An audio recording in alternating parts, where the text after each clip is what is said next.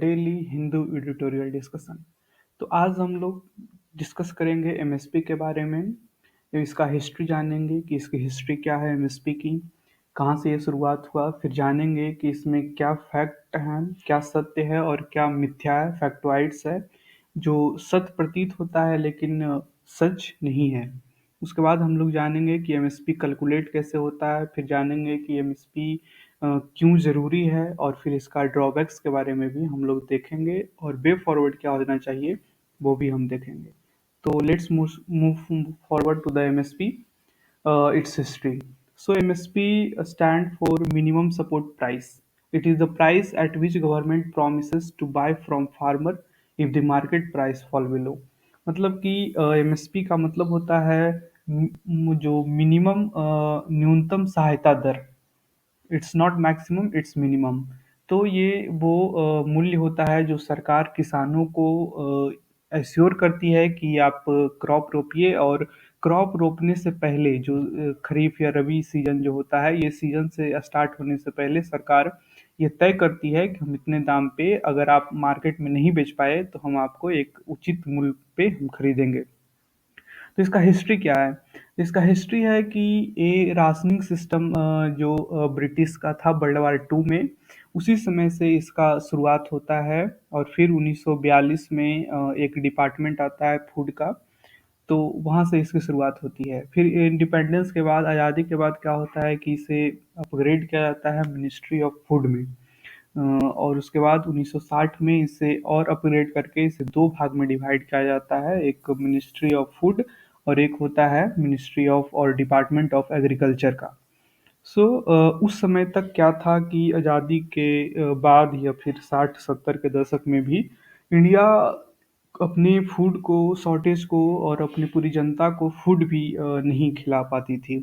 जैसे कि हम लोग जानते हैं कि जब इंडिया और पाकिस्तान का युद्ध हुआ था तो उसमें लाल बहादुर शास्त्री ने सभी लोगों से अपील की थी कि आप एक वक्त का खाना ना खाएं ताकि देश में खाने की कमी ना आ। तो उसमें बहुत खाने की कमी होती थी, तो हम लोग फॉरेन कंट्री पे, खास करके यूएसए पे डिपेंड होते थे, यूएसएसआर पे डिपेंड होते थे। और यूएसए ने फिर एक स्कीम भी निकाला था PL 480, जिसके तहत हम लोगों को खाना दिया जाता था, हम लोग विदेश से सप्लाई करते थे। तो उसके बाद फिर ग्रीन रिवॉल्यूशन आया, हरित क्रांति आई 1960 में, और फिर एस्टेब्लिशमेंट हुआ फूड कॉरपोरेशन ऑफ इंडिया का 1964 में। फिर इस एग्रीकल्चर प्रोड्यूस कमेटी आई 1965 में, जिसका नाम बदल के कर दिया गया CACP, commission for agriculture cost and price. 1985 में जो यही जो CACP है वही हमारे देश में तय करती है कि एमएसपी क्या होना चाहिए, एमएसपी का रेट क्या होना चाहिए।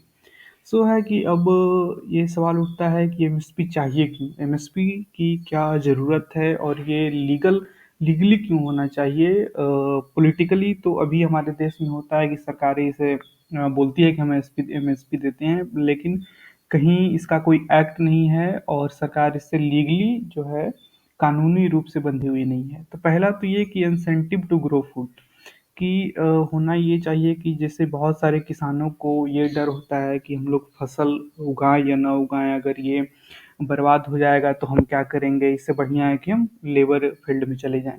तो सरकार एक एश्योरेंस देती है कि आपका अगर फूड नहीं बिका या फिर उसमें कुछ खराबी भी आ गई तो आप मार्केट में नहीं बेच पाए तो हमें बेच दीजिए। तो पहला पॉइंट है incentive to grow food.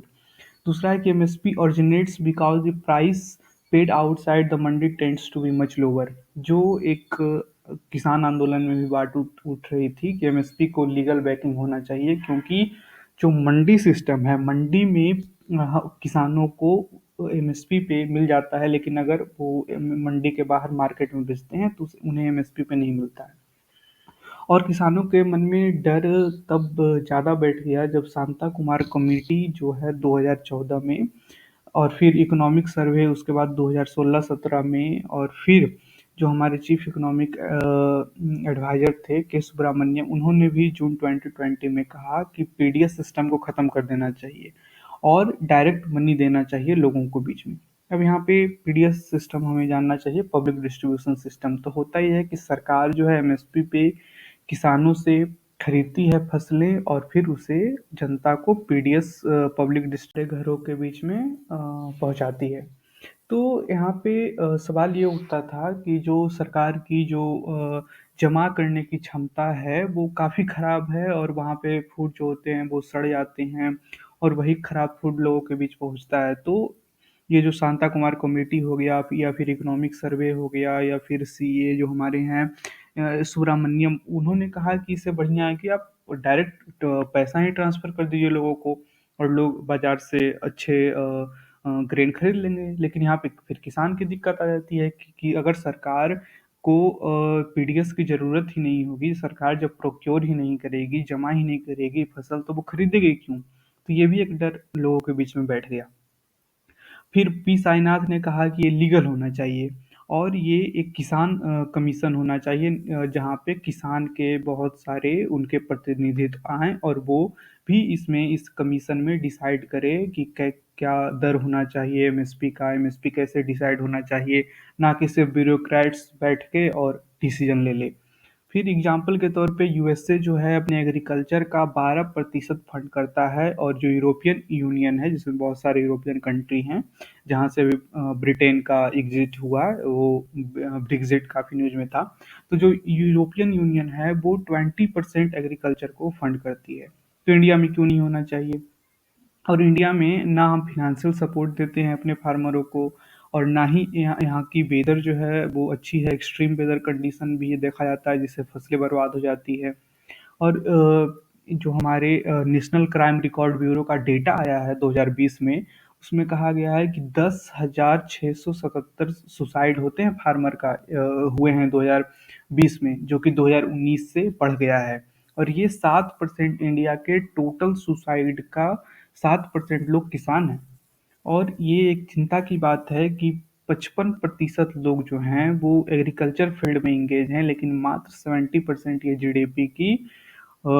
GDP में कंट्रीब्यूट करता है। तो सरकार को यहाँ कहीं न कहीं इंसेंटिव देना चाहिए। अब ये एक काफ़ी डिबेटेड क्वेश्चन है कि एमएसपी के कैसे कैलकुलेट होता है, कैसे डिटरमाइन होता है और एमएसपी कैसे डिटरमाइन होना चाहिए। तो 2018-19 के बजट में कहा गया कि जो एमएसपी है, जो कॉस्ट प्राइस है, उस पे हम 1.5% 1.5 गुना 1.5 गुना हम ज़्यादा कॉस्ट प्राइस से देंगे। तो इसके 4 तरीके हैं कैलकुलेट करने के। पहला है ए वन। ए वन में होता है ऑल पेड कॉस्ट, मतलब कि जो किसान होते हैं वो खेती करने में उनकी जो लागत लगती है, चाहे वो फसल में हो या फिर इरिगेशन करने में बिजली की लागत हो या फिर खरीदने में फसल को, बीज को खरीदने में, फर्टिलाइज़र को खरीदने में और इंसेक्टिसाइड को खरीदने में जो पैसे इंक्लूड होते हैं वो ए वन होता है। और फिर ए टू होता है। ए टू में होता है कि ए वन की सारी पैसा तो कैलकुलेट किया जाता है ए वन का, और उसमें जो लीज्ड लैंड होता है, जो लैंड होता है उसमें खेती हो रहा है, लेकिन अगर कोई ऐसा भी लैंड होता है जिसमें खेती नहीं होता है तो उसमें लोगों को किराया आता है। तो वो पोटेंशियल एक होता है कि हाँ इस पे भी तो किराया आ सकता है, तो वो लीज्ड लैंड का भी तो पैसा हमें मिलना चाहिए। तो कॉस्ट प्राइस में ए टू में लीज्ड लैंड को भी कैलकुलेट किया जाता है। और ए2+FL होता है, उसमें ए1 प्लस लीज लैंड तो होता ही है, प्लस उसमें अनपेड फैमिली लेबर भी होते हैं, क्योंकि एग्रीकल्चर होता है तो उसमें जो खर्चा हुआ फसल का, इंसेक्टिसाइड पेस्टिसाइड का, उसके अलावा जो लोग लगे हुए हैं उनके भी तो मेहनत लगी। एक किसान होता है तो उसकी 4-5 जो फैमिली मेंबर होते हैं वो सभी उस खेती में लगे होते हैं, तो उनको भी पेड होना, वो भी पेड होना चाहिए या वो भी खर्च में जोड़ना चाहिए।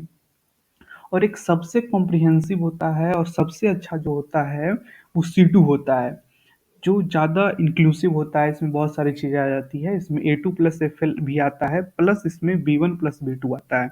B1 में होता है कि जो कैपिटल होता है उस पे इंटरेस्ट भी तो आता है, जैसे कि कोई किसी के पास ट्रैक्टर है तो वो भी हो गया एक फिक्स्ड कैपिटल। हार्वेस्टर हो गया तो वो भी फिक्स्ड कैपिटल है, तो वो उसे खरीदता है या फिर इंस्टॉलमेंट पे खरीदता है तो उसके भी तो इंटरेस्ट मिलना चाहिए। और फिर होता है कि रेंटल ऑन लैंड, की जो हम ज़मीन हम ऑन कर रहे हैं उसकी भी रेंट हमें कॉस्ट प्राइस में जोड़ना चाहिए। तो ये सी टू काफ़ी कॉम्प्रिहेंसिव होता है, काफ़ी इंक्लूसिव होता है। तो फार्मर की मांग ये रहती है कि सीटू को लिया जाए बेस कैलकुलेट करने के लिए। और ये जो एम एस स्वामीनाथन थे, उन्होंने भी कहा था कि सीटू को ही कैलकुलेट करना चाहिए। और बीजेपी जो है वो भी अपने मैनिफेस्टो में 2014 के मैनिफेस्टो में उन्होंने भी कहा था कि हम सीटू पे ही कॉस्ट प्राइस करेंगे। लेकिन प्रॉब्लम समस्या ये है कि आजकल जो एमएसपी कैलकुलेट होता है वो सीटू पे नहीं होता है, बल्कि ए2 प्लस एफएल पे होता है, जो कि बीजेपी अपने 2014 के मैनिफेस्टो को अगर लागू करे तो उन्हें सीटू पे कॉस्ट प्राइस को कैलकुलेट करना चाहिए। अब राइटर यहाँ पे जो मेन एडिटोरियल पार्ट है हमारा, उसमें राइटर ने कहा है कि कुछ फैक्ट्स हैं और कुछ फैक्टॉइड्स हैं, मीन्स कुछ जो मिथ्या है, जो सत्य नहीं है। और उसे राइटर ने, ऑथर ने उसे क्लियर किया है। तो देखते हैं कि क्या मिथ्या है और क्या सत्य है। तो मिथ्या हमारे देश में है कि बहुत सारे जो लोग सोचते हैं कि मात्र 6% जो किसान हैं उन्हें ही एमएसपी मिल जाता है, तो एमएसपी का क्या फायदा, मात्र 6% फार्मर ही तो इससे बेनिफिट हो रहे हैं। लेकिन ऑथर कहते हैं कि ये सही नहीं है। ये जो डेटा है वो 2012-13 का ही है। आजकल अगर हम कैलकुलेट करें 2021 में, तो हम पाएंगे कि ये कम से कम तो 14 से 16% ऐसे होंगे किसान जो कि अपने गेहूं और चावल को बेच रहे होंगे एमएसपी पे। फिर एक मिथ्या है कि सिर्फ बड़े फार्मर जो हैं वो इससे फायदा लेते हैं। लेकिन यहाँ पे भी ऑथर का कहना है कि नहीं, ऐसा नहीं है। सिर्फ 1% फार्मर जो हैं 10 हेक्टेयर वाले, 10 हेक्टेयर जो जिन फार्मर के पास है और वो एमएसपी पे बेच रहे हैं, वैसे मात्र 1% लोग हैं। और 2 हेक्टेयर से कम वाले लोग, 2 से 10 हेक्टेयर के बीच वाले किसान 70% हैं जो एमएसपी पे बेच रहे हैं। और भीड़ के केस में अगर देखा जाए तो 3% लार्ज फार्मर हैं और 56% ऐसे फार्मर हैं जो स्मॉल और मार्जिनल हैं, जो कि एमएसपी पे बेच रहे हैं, और बाकी के जो फार्मर हैं वो मीडियम फार्मर हैं। सो एक और यहाँ पे कहा गया कि पंजाब एंड हरियाणा में अगर हम देखें तो स्मॉल फार्मर का जो कहा जाता है कि पंजाब एंड हरियाणा के ही ज़्यादा लोग इसका फ़ायदा उठाते हैं। तो अगर हम वहाँ देखें तो 38 से 58, 38 और 38% ऐसे किसान हैं जो कि अपने भीट को और या फिर पैडी को एमएसपी पे बेच रहे हैं, स्मॉल फार्मर और स्मॉल मार्जिनल फार्मर। और हरियाणा में 58% लोग जो हैं वो एमएसपी पे बेच रहे हैं, छोटे किसान। फिर जो यहाँ पे कहा गया कि एक सरकार स्कीम लाई थी जिसे डीसीपी स्कीम कहा जाता है, डिसेंट्रलाइज प्रोक्योरमेंट स्कीम कहा जाता है, जिसमें कि जो पंजाब, हरियाणा और वेस्टर्न उत्तर प्रदेश हैं उनके अलावा भी बहुत सारे स्टेट को जोड़ा जाए कि वहाँ के लोग भी एमएसपी पे बेचे अपने क्रॉप को। और food corporation of India FCI कह चुकी है 2015 में कि 15 स्टेट आ चुके हैं ऑलरेडी, ये 2015 की डेटा है। तो कहा यहाँ पे राइटर कह रहे हैं कि जो छत्तीसगढ़ और उड़ीसा है, जो कि ट्रेडिशनल स्टेट से बाहर है, पंजाब, हरियाणा और वेस्टर्न उत्तर प्रदेश को अगर छोड़कर बात करें, तो छत्तीसगढ़ में 70 से 80% जो फार्मर हैं, स्मॉल फार्मर, वो एमएसपी पे बेच रहे हैं। और मध्य प्रदेश में 45 से 50% लोग।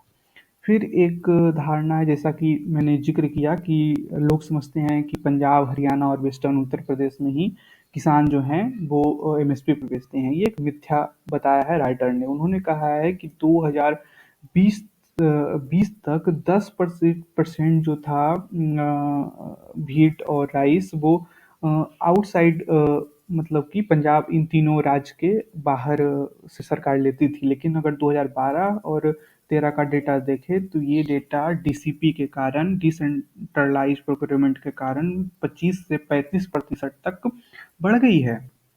और छत्तीसगढ़, उड़ीसा में भी ये काफ़ी आगे आ रही हैं और ये स्टार परफॉर्मर हैं।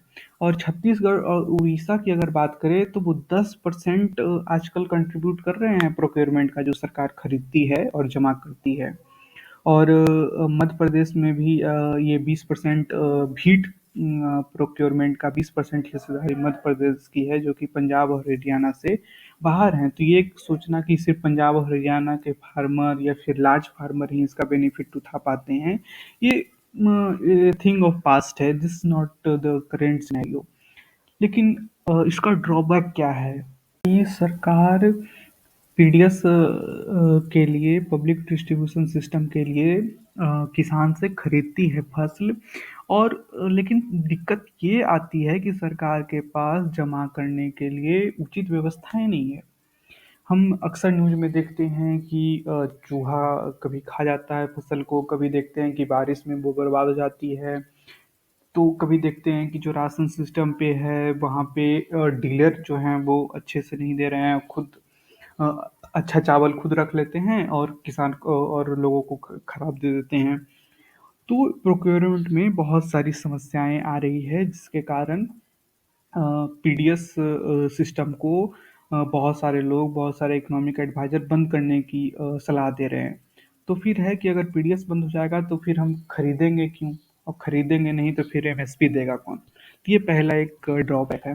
और दूसरा, हमें जिम्मी कार्टर से एक सीख लेना चाहिए, क्योंकि अमेरिका के जिम्मी कार्टर जो हैं उन्होंने अपने प्रेसिडेंशियल कार्यकाल में एक घोषणा की थी कि किसानों के, डेयरी फार्मर के लिए, कि आप लोग जितना भी दूध उत्पादन कर सकते हैं सरकार उस पे उसको खरीदेगी और 6 रुपये प्रति गैलन हर साल उस पे दाम बढ़ाएगी। तो किसानों ने, डेयरी फार्मर ने काफ़ी बढ़ा दिया अपना प्रोडक्शन। फिर ऐसा एक समय आ गया कि सरकार के पास दूध बेचने के लिए मार्केट ही नहीं बचा। इतना सारा दूध सरकार ने प्रोक्योर कर लिया। फिर सरकार ने स्कीम निकाला कि चलो हम इसका चीज़ बनाते हैं। फिर चीज़ बनाया, तो चीज़ भी इतना ज़्यादा हो गया कि उसे भी सरकार नहीं बेच पाई। तो इसे रखने के लिए सरकार के पास जगह नहीं थी और उन्होंने केव गुफाओं में भी चीज़ को रखना शुरू किया था। फिर इसके बाद रोनाल्ड रीगन आए और इन्होंने ये फिर व्यवस्था हटा दी कि नहीं, हम नहीं खरीद सकते हैं, हमारे पास जमा करने की व्यवस्था नहीं है। तो ये एक लेसन हम वहाँ से भी सीख सकते हैं कि ठीक है, एमएसपी पे किसानों के लिए तो अच्छा है, लेकिन अब हम प्रोक्योर करेंगे क्या, इस पे भी हमें सोचना चाहिए। तो आगे की रणनीति क्या होना चाहिए? तो ये आगे ये होना चाहिए कि सिर्फ एमएसपी पे फोकस नहीं होना चाहिए, ये समाधान नहीं निकालेगा, बल्कि इन्वेस्टमेंट पे भी फोकस होना चाहिए। जैसे कि हमने देखा कि वैसे 12% फंड किया जाता है एग्रीकल्चर को, और यूरोपियन यूनियन में उससे भी ज़्यादा किया जाता है। तो सरकारों को चाहिए कि वो लोगों को किसानों को फंड करे और नए नए तकनीक लाए, ताकि वो अपनी फील्ड को में फील्ड एक एग्रीकल्चर जो है वो एक प्रॉफिटिंग बिजनेस हो सके।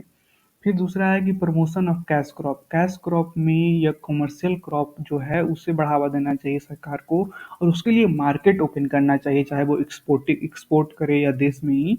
लेकिन एक कल्चर डेवलप होना चाहिए कि सिर्फ हम वही धान गेहूँ को उपजा रहे हैं, ऐसा नहीं होना चाहिए, बल्कि कैश क्रॉप, कमर्शियल क्रॉप को भी हमें प्रोत्साहन देना चाहिए जिससे किसान की आमदनी बढ़ सके।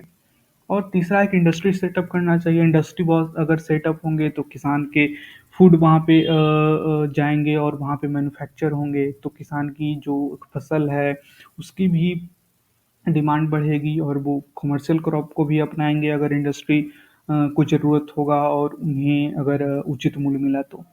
और एक है कि किसान, हमने देखा कि इंडिया में बहुत छोटे किसान होते हैं, आत्महत्या कर लेते हैं, वो नहीं चुका पाते हैं अपना जो लोन वगैरह होता है या कुछ भी।